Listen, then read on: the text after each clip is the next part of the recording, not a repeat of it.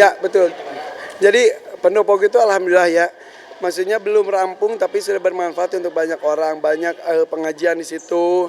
Tarawih berjamaah setiap malam ada juga dilakukan, kemudian juga buka bersama dilakukan dengan teman-teman kerja, dengan keluarga, dengan tim.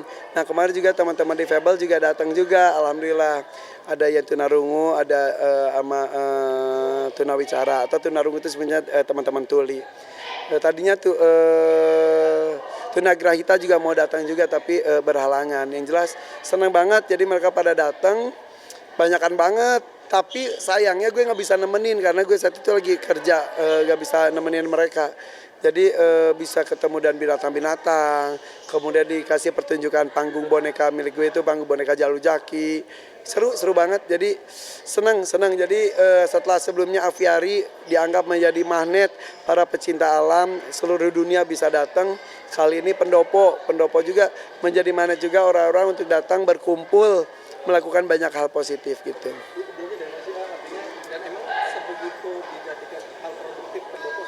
Ya, sebetulnya kalau misal kegiatan sosial juga tidak hanya di pendopo, ini kayak panggung boneka Jalu Jaki gitu, melakukan kunjungan ke beberapa tempat teman-teman, anak-anak yang dari anak-anak pemulung, ada anak-anak yang berkebutuhan khusus, ada anak-anak yang mendapatkan pendidikan gratis gitu.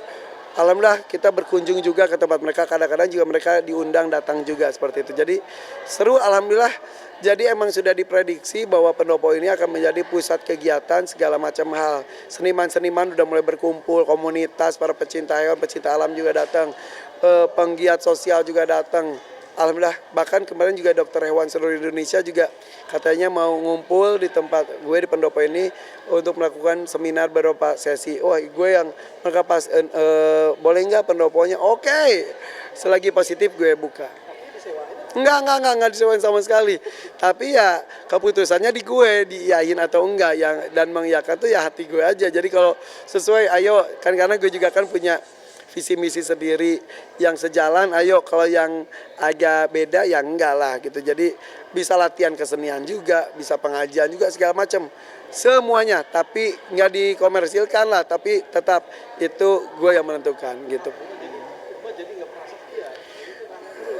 Ya itu salah satu kenapa pendopo didirikan, karena memang rumah gue tuh apalagi gue lagi di rumah tuh nggak pernah sepi. Pas gue di rumah tuh pasti tamu itu datang bergiliran per jam, istilah itu jam segini sampai segini siapa, jam segini berikutnya siapa gitu. Dan bahkan kadang-kadang sampai malam mereka bertahan gak sampai pulang-pulang. Dulu di area rumah gue.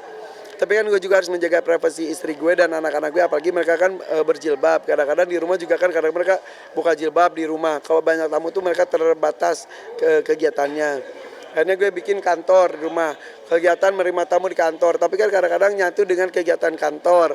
Ya udah, jadi sekarang tuh udah mulai rapi di area rumah gue tuh. Jadi rumah khusus pribadi ada, kantor buat produksi pekerjaan ada, penerimaan tamu di pendopo ada, area binatang ada. Mulai ditata dengan rapi.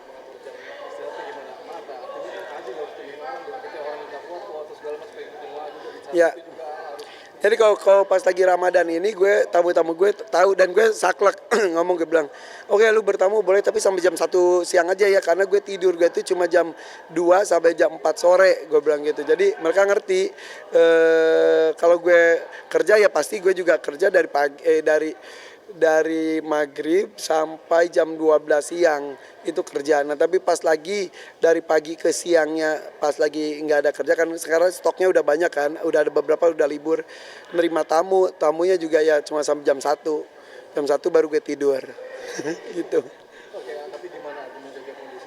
Jaga kondisi sih ya, kalau gue sih satu bawaannya harus happy, dibawa kegiatannya juga dengan happy. Tidur berapa jam pun, bangun tidur harus disyukuri, alhamdulillah dapat tidur segini jam. Jangan aduh kurang tidur nih, itu udah negatif, tapi bangun yes bisa tidur nyenyak 2 jam, itu jadi positif. Terus alhamdulillah lagi menjaga yang lainnya adalah gue bisa mengukur badan gue. Tim gue tuh tahu kok gue ketika saatnya harus tidur walaupun cuma 5 menit. Jadi kalau gitu gue langsung ngomong Ri ke si Ari, Ri gue tidur dulu ya, di backstage gue tidur. Selagi itu misal pengisi acara lagi ngisi nyanyi kayak tausiah kayak atau gue tidur, tinggal 30 detik lagi ke panggung, dibangunin, bangun, ya udah ke panggung lagi. Jadi kapan gue tidur, kapan gue makan, gue tahu waktunya. Dan itu tim gue langsung kalau gue ngomong lapar, berarti itu udah lapar banget. Kalau gue ngomong ngantuk, berarti itu tidur, berarti itu udah ngantuk banget, seperti itu. Dan itu biasanya kayak lapar, makan 1 suap 2 suap saja udah lumayan. Tidur cuma berapa menit aja udah lumayan ngecas gitu. Intinya cinta aja, udah lakuin kegiatannya positif aja. Mungkin yang menarik di Pendopo itu terawih bareng, tapi sempat Oh iya, jadi ya kegiatan salah satu kemarin kan ada buka bersama. Nah, buka bersama di tempat gue tuh gak pernah luput dari sholat maghrib berjamaah, sholat isya berjamaah, dan juga sholat tarawih berjamaah. Habis sholat tarawih baru kita kegiatan lainnya. Nah, anak-anak gue tuh kan suka ikut gabung mulu tuh kok kegiatan-kegiatan gitu. Yang terakhir kemarin gue sambil manasik umroh buat umroh nanti Idul Fitri. Terus ada tim juga, tim satu kantor yang masih bekerja maupun yang para mantan, gue ngomongnya pada datang semua. Pas sholat tarawih, Jaki kan selalu kalau satu dekat gue gitu.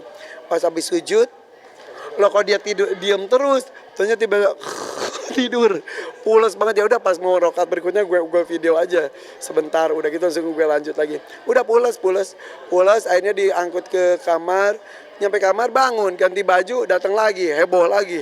Ya mirip bapaknya lah kayaknya, kalau udah saatnya tidur, ngantuk tidur aja dimanapun gitu. gimana sih artinya anak bisa dibilang berarti ya anak-anak semua soleh gitu, maksudnya biarpun capek saya ikut. Alhamdulillah. Jadi gue gak pernah sampai memaksakan gimana, tapi gue ngajak, yuk sholat yuk.